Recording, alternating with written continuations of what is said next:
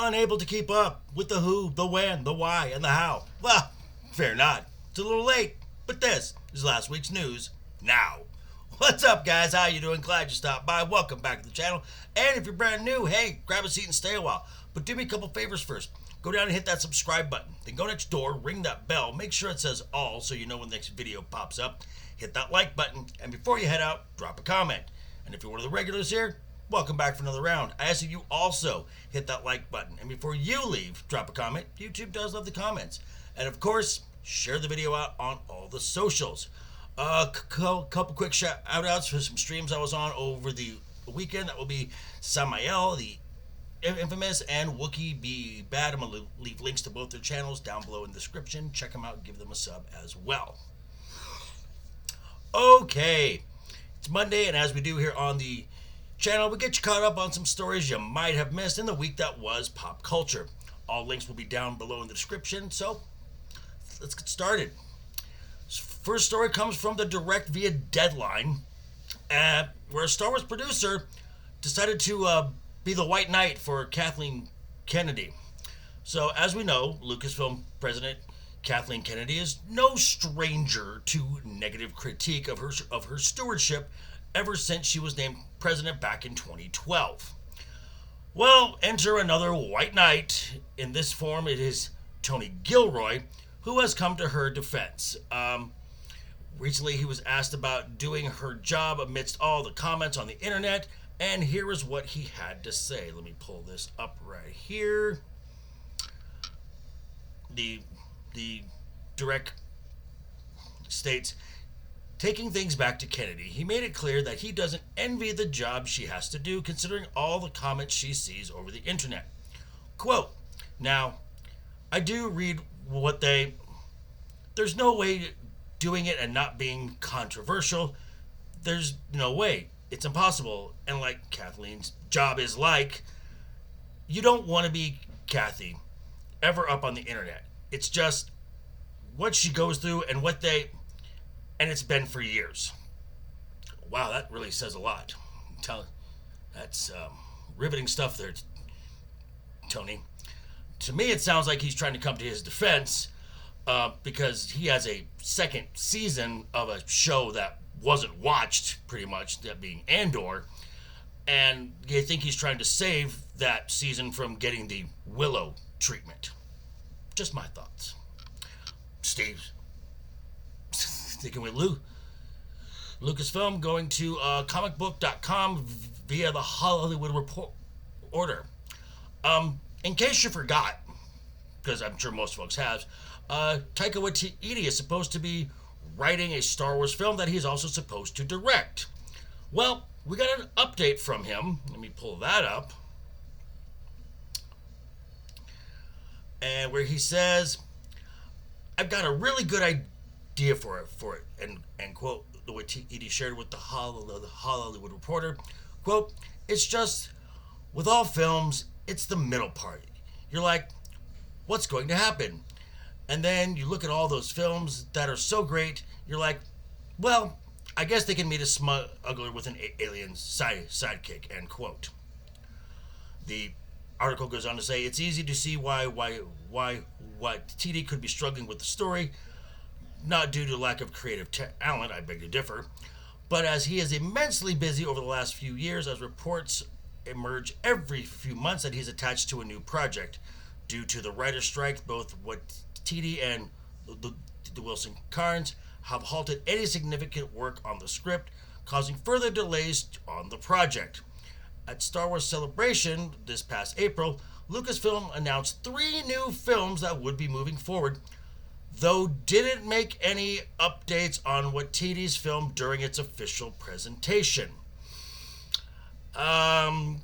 It sounds like we got another addition to the KK announcing stuff that never happens list. Just saying. Next, we go back to the direct, where the director of The Flash has some comments. I mean, the Batman movie with The Flash as a guest star in it. Andy Muschietti, director of The Flash, talked about whether or not Ezra Miller would be replaced as Barry Allen for a potential sequel. I'm sorry, what? it sounds like someone's trying to stir up that Snyderverse is still lingering narrative. It's been pretty clear that Warner Brothers CEO David Zaslav is not only done with Ezra Miller, he's done with Snyderverse and anything associated with that. The only things that are going forward as far as sequels go would be the Matt Reeves sequel to the Batman and Todd Phillips sequel to the Joker, which are Elseworld tales. They're not connected to the Snyderverse, and they're not connected to James Gunn's DCU. And many have stated that all the recent DC films that we're going to see during the summer are creative dead ends. They're not going forward, and I concur. But for our last story, we're going to go to the world of sports, where Scottie Pippen, who? Oh yeah, that guy, Robin to Michael Jordan's Batman. This is according to the Bleacher report, and just when you forgot about Scottie Pippen even existing, he opens his mouth and says something completely stupid. Now, on Stacey King, a former teammate, on his podcast, this clown, said that Michael Jordan was a horrible player and horrible to play for before he, Scottie Pippen, arrived on the scene. Oh, you little bitch. Let's go over some facts here really quick here.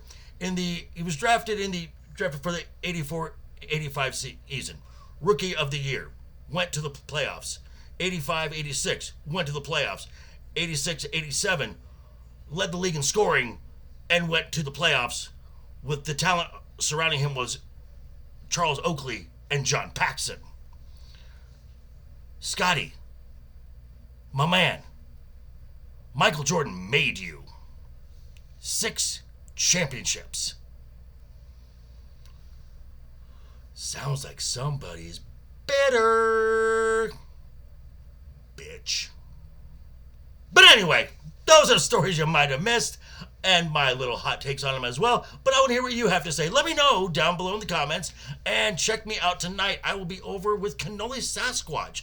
They will be reviewing the formerly mentioned Joker film, and who else to bring for that review but yours truly. I may have a surprise for you as well.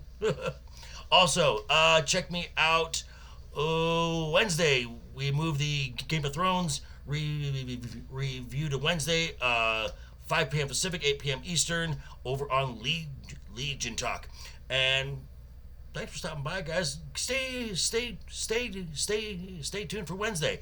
I've got a review of Across the Spider-Verse. Should be fun. But anyway, thanks for stopping by, guys. Quick reminder before you head out the door, hit that subscribe button, ring that bell. If you liked the video, give it a thumbs up. If you didn't like the video, hey, thanks for sticking around this long. I appreciate that. I will see you very soon. Have a great rest of your week. Always have fun. Hashtag keep talking.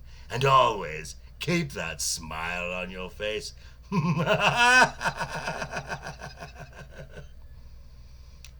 Doodles.